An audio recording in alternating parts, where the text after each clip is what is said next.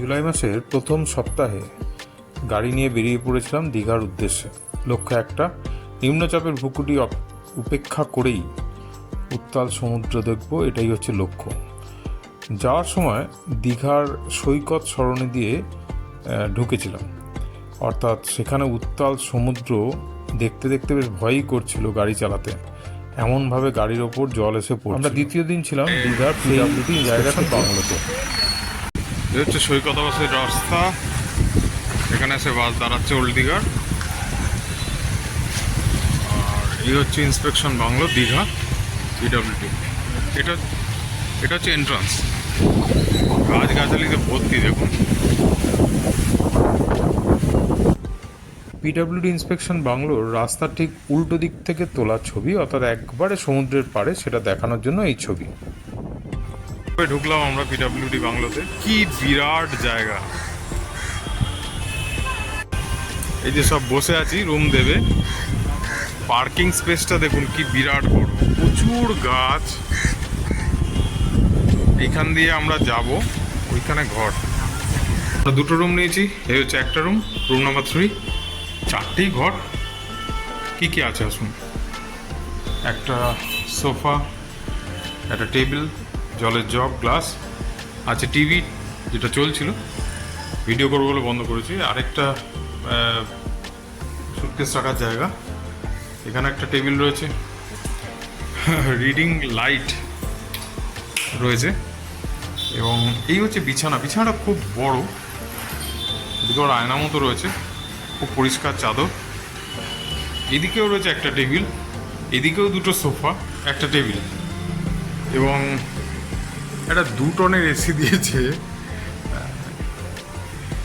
এদিকে লাইট যথেষ্ট। বিরাট বড় রুম, ওই দেখুন বসে আছে, বিরাট বড় রুম। এবং সব থেকে ইন্টারেস্টিং যেটা, আসুন, এই দেখুন ব্যালকনি, সামনে সমুদ্র রয়েছে, KFC, এই হচ্ছে সমুদ্র। সারাক্ষণ বসে থাকুন।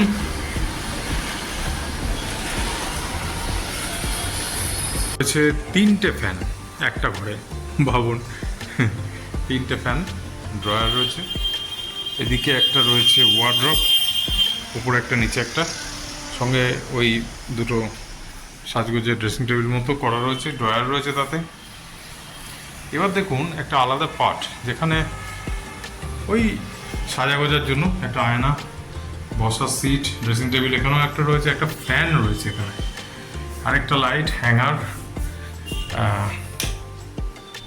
রয়েছে লাইট আরেকটা। আসুন ওয়াশরুমটা দেখায়। এই হচ্ছে ওয়াশরুম। ওয়াশরুমে যা যা দরকার, অর্থাৎ বেসিন, কল, আয়না, লাইট, একাধিক লাইট, 3টে লাইট আছে। এদিকে একটা এক্সস্ট পাখা, গিজার, যদি এখন গিজারের দরকার নেই। এদিকে রয়েছে বালতি, mug, shower, hand shower, mixer, কল। এটা হচ্ছে এরকম করিডোর, 4টে রুম পরপর। এখানেও একটা বসার জায়গা আছে, সাথে যাওয়া যায়, এখানেও ফ্যান আছে। সম্পূর্ণ আমাদের ছেলে মেয়ের জন্য এখানে। এটাও ডবল বেডরুম। বলেইছি, ডবল বেডরুমে 2জন অ্যাডাল্ট এবং একটা বাচ্চা থাকতে পারে। এখানে সোফা এইভাবে দেওয়া আছে, 4 জনের সোফা। থেকেও একই জিনিস, সমুদ্র দেখুন, বিরাট বড় ব্যালকনি, বোর্ড যেখানে প্লাগ পয়েন্ট আছে, অর্থাৎ মোবাইল চার্জ করার। এখানে একটা আছে, ওই দিকে একটা আছে। আবার তাছাড়াও যেখানে ড্রেসিং এরিয়াতেও সুইচ বোর্ড, ফলে অনেক চার্জিং। গাছালিতে ভর্তি, দেখো কত বড় বড় গাছ, আলো রয়েছে।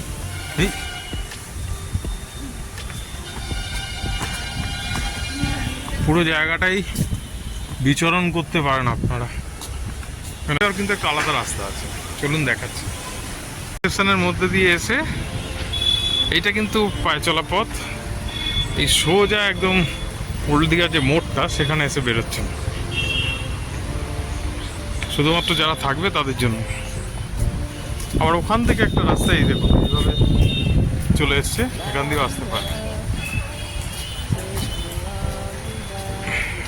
এই হচ্ছে মূল রাস্তায় বেরিয়ে যাচ্ছে।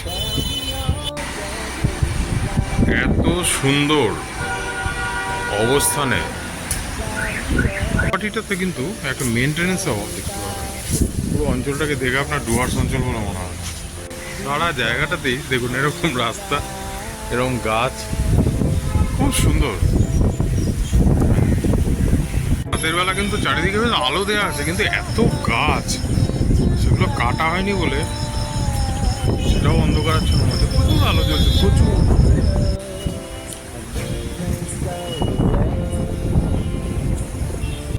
রাত্রিবেলা দাঁড়িয়ে থাকুন বা বসে থাকুন এই ব্যালকনিতে, সমুদ্রের হাওয়া, ওই হচ্ছে যে পার্ক।